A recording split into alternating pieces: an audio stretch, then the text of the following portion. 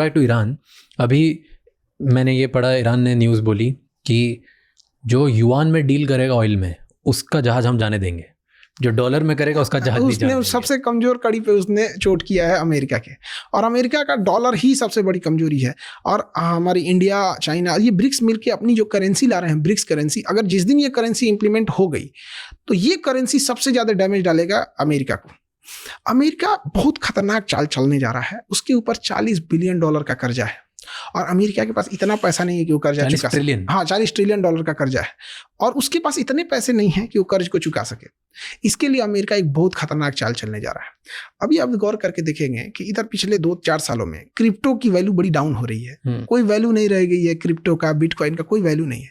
तो अमेरिका उस सारे क्रिप्टोज को अपने पास स्टोर कर रहा है, एक पूरा उसका वो बना रहा है। अब वो क्रिप्टो को अपने जितना उसे चाहिए था उतना स्टोर कर लिया है। अब वो वार के रास्ते से धमकाना चाह रहा है पूरी दुनिया को कि देखो, तुम मेरी बात नहीं मानोगे तो चाहे खमैनी हो घर में घुस के मारेंगे, चाहे मादुरो हो घर से उठा के ले जाएंगे। रसिया कुछ नहीं कर पाया, चाइना, इंडिया चुपचाप बैठे थे। अब जो हमारा $40 ट्रिलियन का कर्जा है वो हम क्रिप्टो में चुकाएंगे।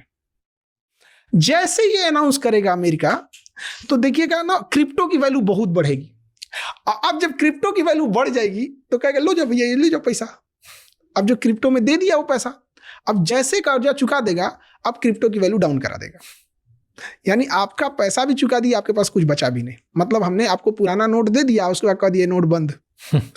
तो अमेरिका मेन यही है, इसीलिए वो काफी ब्रूटल एक्शन ले रहा है कि